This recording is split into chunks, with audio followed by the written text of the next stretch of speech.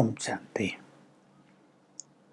घर घर को मंदिर बनाना है तो खुशियों से अपने जीवन को भरेंगे और खुशी बांटेंगे भी। पहले अपने परिवार में खुशियां बांटनी हैं। दो सुंदर फॉर्मूलाज आज हम आपके सामने रख रहे हैं। एक वो व्यक्ति जो बहुत सरल चित्त है, बहुत हल्का रहता है, जो हर बात में खुशी का मार्ग ढूंढ लेता है, वो सदा खुश रहता है।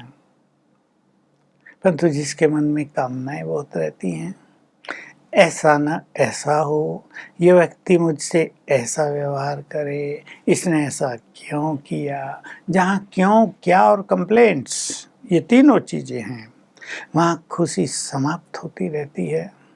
तो हम सभी अपने को सरल चित्त बनाए, हल्का करें थोड़ा। ये न सोचे जो हम चाहेंगे वही होगा।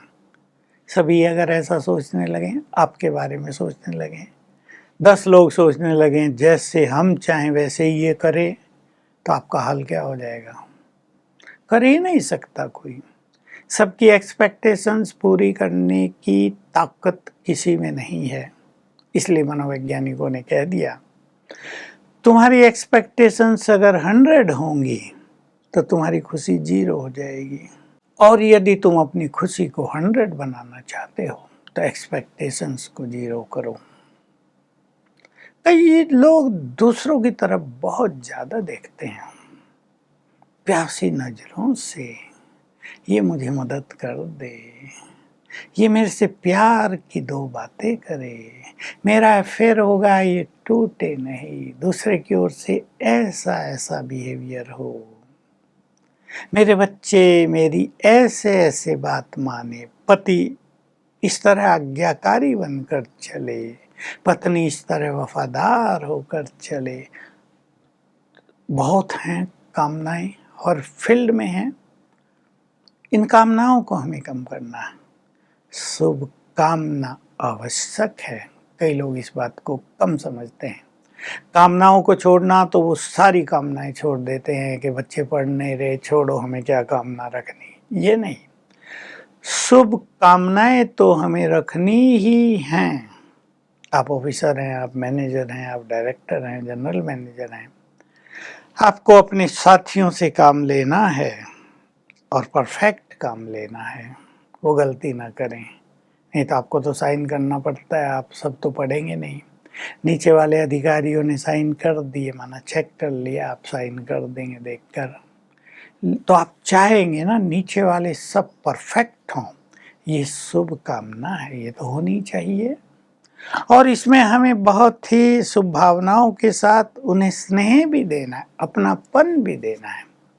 जहाँ अपनापन होता है मैनेजमेंट में, जहाँ एक दूसरे को बढ़ाने की शुभ कामना होती है, जहाँ एक दूसरे को सिखाने की श्रेष्ठ भावना होती है, वहाँ सब आपके गुड फ्रेंड बन जाते हैं। तो सभी अपने को सरल चित्त बनाएं, कामनाओं पे ध्यान दें।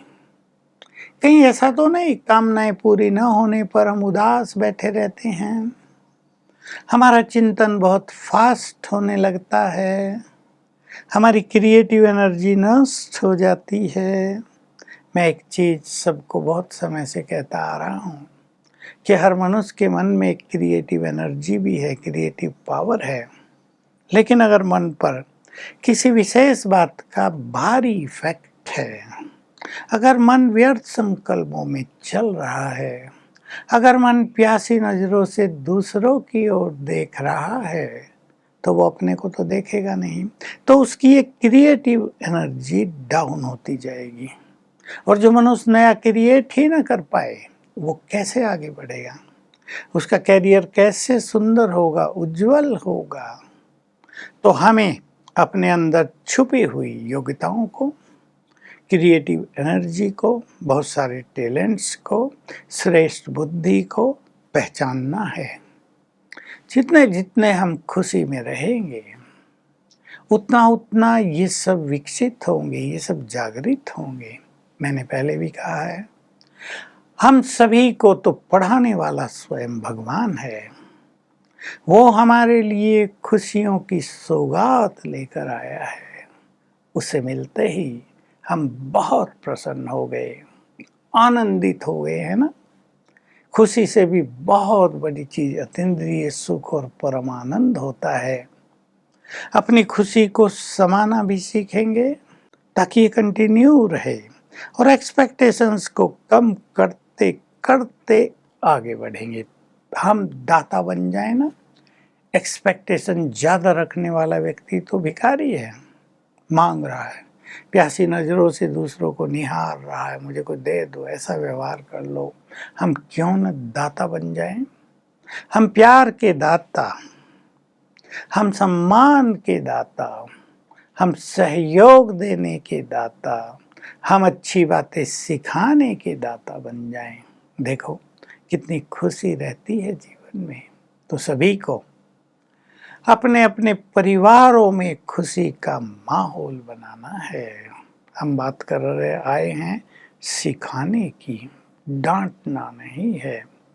बहुत प्यार जिस घर में होगा, आपके बच्चे आज्ञाकारी होंगे। मैं कह आया हूँ कि थोड़ा बहुत बच्चों को डांटना पड़ता है, लेकिन डांटने के बाद आपके मन में खिन्नता ना आ जाए, एक उलझन ना आ जाए, एक अशांति ना हो जाए। बच्चे सुनते ही नहीं, दिमाग खाते हैं बहुत। मेरा तो इन्होंने दिमाग ही चाट लिया, इनके कारण ही मुझे टेंशन रहती है, मेरा तो सारा सुख ही चला गया। ये नहीं, हल्के रहकर, स्वमान में स्थित होकर, फिर जब हम बच्चों को अच्छी बातें कहेंगे तो बच्चे अवश्य सीखेंगे। हमें ये भी याद रखना है, मैं इस बात को बार बार कह रहा हूँ और कहता रहूँगा, ये कलयुग का एंड है। यहाँ सब कुछ बिगड़ता जा रहा है, क्योंकि इसकी समाप्ति होगी, स्वर्णिम युग आएगा। तो समाप्ति से पहले जो एक शब्द है ना, अत्यंत, अति के बाद अंत होगा।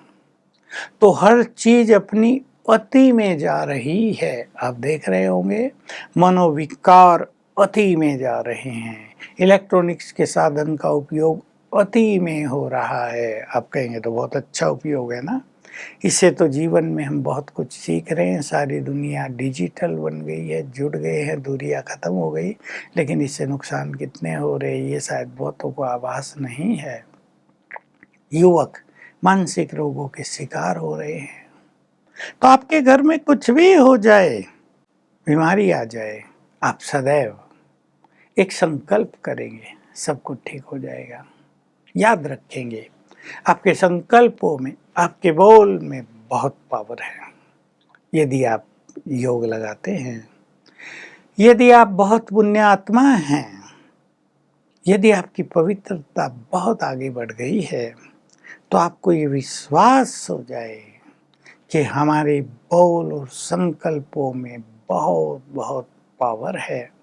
हम ऐसे ही कुछ न बोलते रहें किसी को और आगे बढ़े।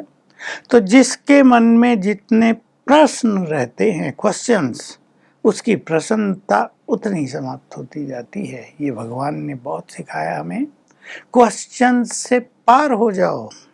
अब एक क्वेश्चन है ज्ञान के, जो क्वारीज होती है, जो हमें जानना होता है, जिसको जानने के बाद हमारे बुद्धि का विकास बहुत होता है, वो तो बहुत सुंदर चीज है। लेकिन हर चीज में क्यों, ये ऐसा क्यों करते, इन्होंने ऐसा क्यों किया, इन्हें ऐसा नहीं करना चाहिए, ये सदा ही ऐसा करते रहते हैं, क्यों इनकी बुद्धि काम नहीं करती, क्यों ये नहीं समझते। ये क्यों क्वेश्चन मार्क वैसे भी टेढ़ा सा है ना, फुल स्टॉप सीधा, हिंदी में डंडा और इंग्लिश में तो बिंदी है।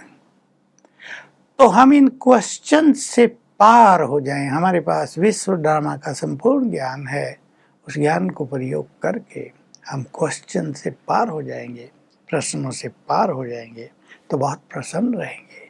आपके घर में प्रसन्नता के वाइब्रेशंस रहेंगे, लक्ष्मी का वास होगा, आपका भाग्य दिनों दिन उदय होगा और आपका घर एक सुंदर तीर्थ बन जाएगा। ओम शांति।